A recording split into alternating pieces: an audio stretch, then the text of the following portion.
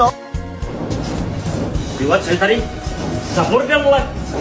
Děláš si prdel, to máš Polák, vole. To je tvoje pití. To je tvoje pití, vole. Tak jsme se domluvili. Ty vole, neser mě, vole.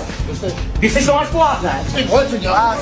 To si myslíš, že mi bude dalšího tréninku, tak to je, ne? Říkám, že půjdeš. Hej, moje jméno si budeš pamatovat, chápeš to? Ty půjdeš, jak se jmenuješ, ty vole, jak se jmenuješ, volejte. Talíku.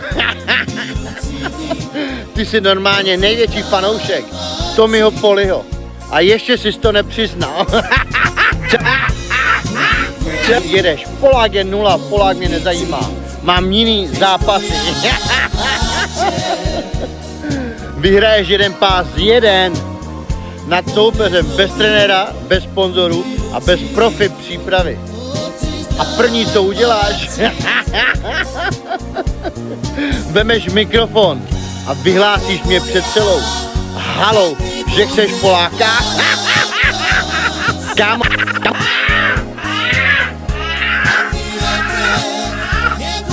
Kámo, ty jsi úplně zamilovaný.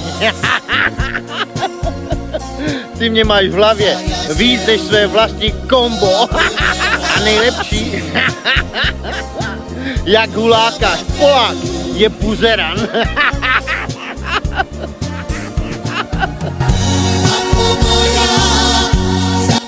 Uklidni se, tohle není Love Island, ani casting na reality show.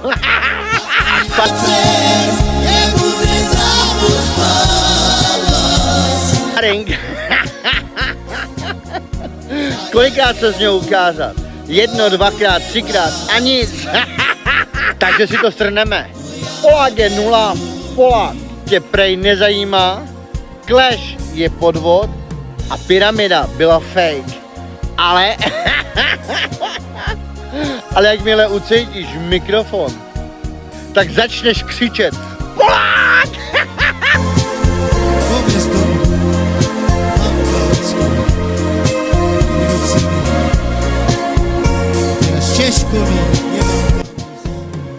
Poslouchat Milá, nebo to mám vypnout? Jo, budu to poslouchat, budu. A za můj čas věnovaný na síti mě chci zaplatit, že jsem s tebou dělal, šaškoval jsem tady s tebou, chválil jsem tě, udělal jsem ti reputaci, ty idiote, skurvený.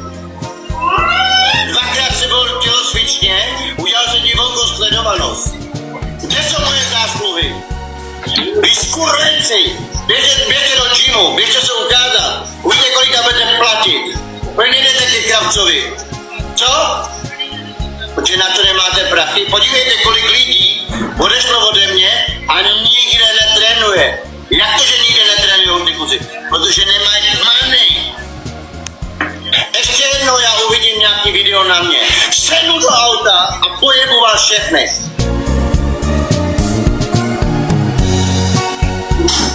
Ty jsi říkal, ty buzeran. Skurvený. Já vám dám.